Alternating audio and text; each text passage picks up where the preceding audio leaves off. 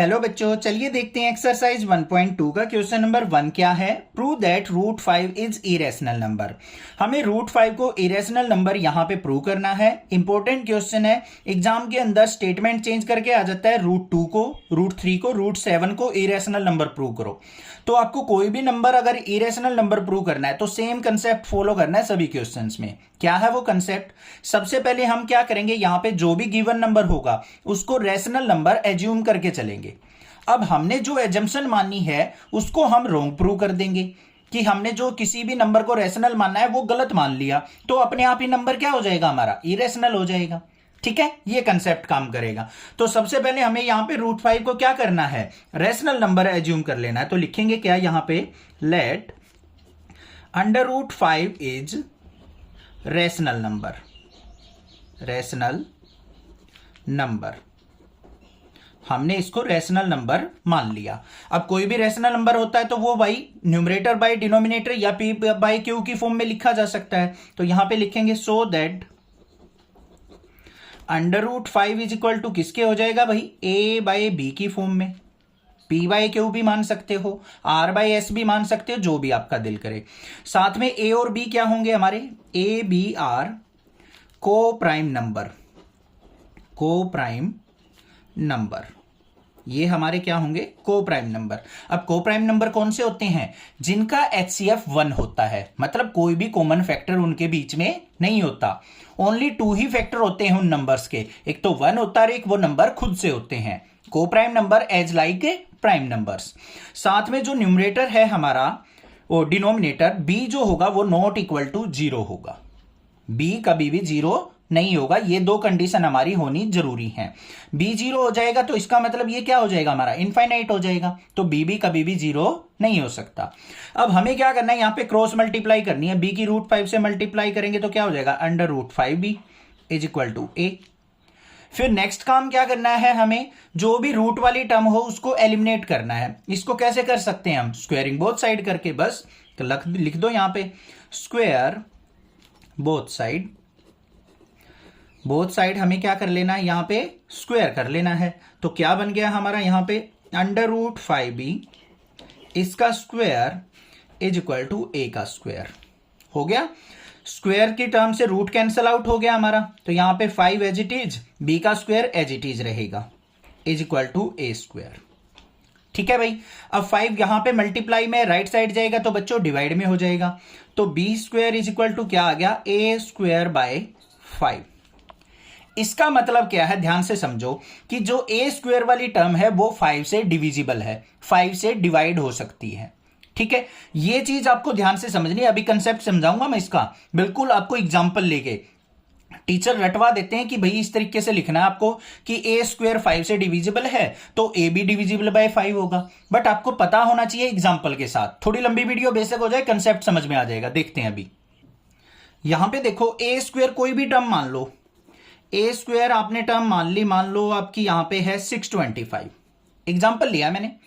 अगर मैं 625 को देखूं तो देखो 5 से डिविजिबल है या नहीं है, बिल्कुल है। डिवाइड कर लो भाई, 5 से डिवाइड करेंगे तो क्या आ जाएगा, यहां पे हमारा 125 आ गया। इसका मतलब ए स्क्वायर 5 से डिविजिबल थी। अब मैं यहां पे A square is equal to 625 दे रखा है बच्चों। अगर मैं बोलूं कि ए की वैल्यू फाइंड आउट करो तो आप क्या करोगे, A equal to square right side जाएगा, रूट हो जाएगा अंडर रूट 625। और 625 का रूट क्या होता है बच्चों, 25। मतलब a इज इक्वल टू 25 आ गया आपका। अब ध्यान से देखो, a स्क्वायर 5 से डिवाइड हो रहा था तो क्या a भी 5 से डिविजिबल है, बिल्कुल है। 5 से डिवाइड करके देखो, 5 5 जा 25। तो a स्क्वायर अगर 5 से डिविजिबल है तो a भी हमारा क्या होगा बच्चों, 5 से डिविजिबल होगा। ये यहां पे मैंने आपको एग्जांपल से समझा दिया। बस इसी बात को लिखेंगे। अब क्या लिखेंगे, अब यहां पे A square is divisible by 5। A square क्या है, 5 से डिविजिबल है। And A is also divisible by 5, divisible by 5।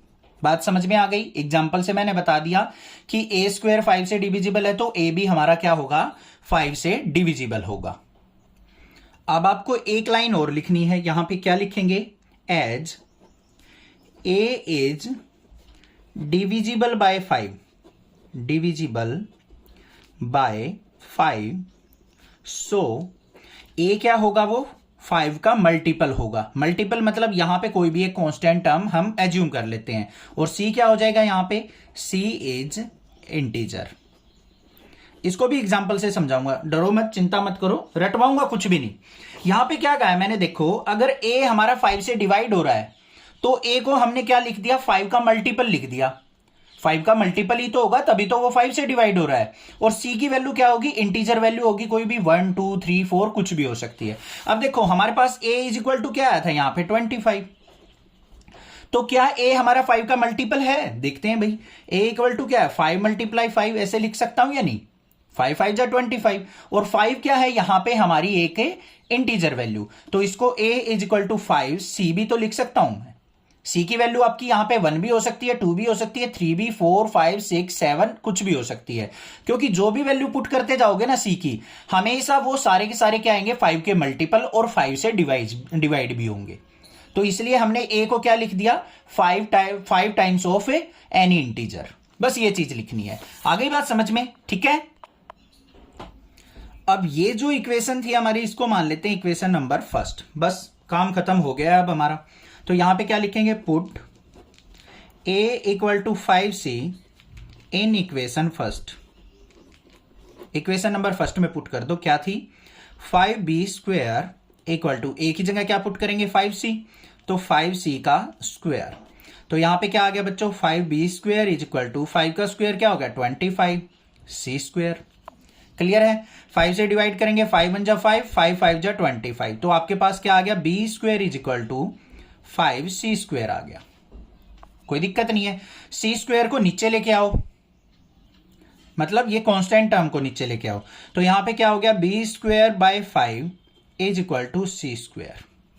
अब जो यहां पे बात थी सेम सेम ऐसी ही बात आ गई। अब यहां पे देखो b स्क्वायर किससे डिविजिबल है भाई, 5 से डिविजिबल है, तो वही लिखेंगे बस।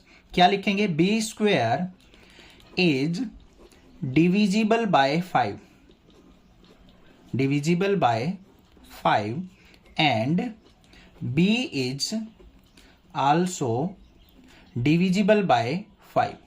b स्क्वायर अगर 5 से डिविजिबल है तो b भी क्या होगा, यहां पे 5 से डिविजिबल होगा। बस ये काम करना था, काम हो गया हमारा खत्म। अब हमें 2-3 बातें लिखनी है। क्या लिखनी है, देखो भाई, a भी हमारा क्या आ गया, 5 से डिविजिबल, b भी हमारा क्या आ गया, 5 से डिविजिबल। बट हमने क्या मानना था यहां पे कि a और b हमारे क्या है, को प्राइम नंबर, मतलब उनके 2 से ज्यादा तो फैक्टर हो ही नहीं सकते। तो यहां पे 5 भी एक अलग से फैक्टर मिल गया हमारा, तो 3 फैक्टर हो गए, क्योंकि एक तो 1 और साथ में ये नंबर खुद से फैक्टर दे, और हमें 5 भी इनका फैक्टर मिल गया क्योंकि ये 5 से भी डिवाइड हो रहे हैं। तो ये नंबर क्या हो गए हमारे, को प्राइम नंबर नहीं रहे, ठीक है। तो इसीलिए ये क्या हो जाएगा, हमारा एक इरेशनल नंबर हो जाएगा। तो लास्ट में क्या लिखेंगे बस, so we conclude that a and b have 5 as common factor, कि a और b का 5 एक कॉमन फैक्टर है। So our assumption is wrong, तो हमारी जो एजम्पशन थी कि √5 रैशनल नंबर है वो रॉन्ग हो गई। सो √5 इज इरेशनल नंबर। बस ये काम करना है आपको। समझ में आ गया कंसेप्ट, बाकी और क्वेश्चंस करेंगे वहां से भी क्लियर हो जाएगा। चैनल को सब्सक्राइब, वीडियो को लाइक जरूर करना।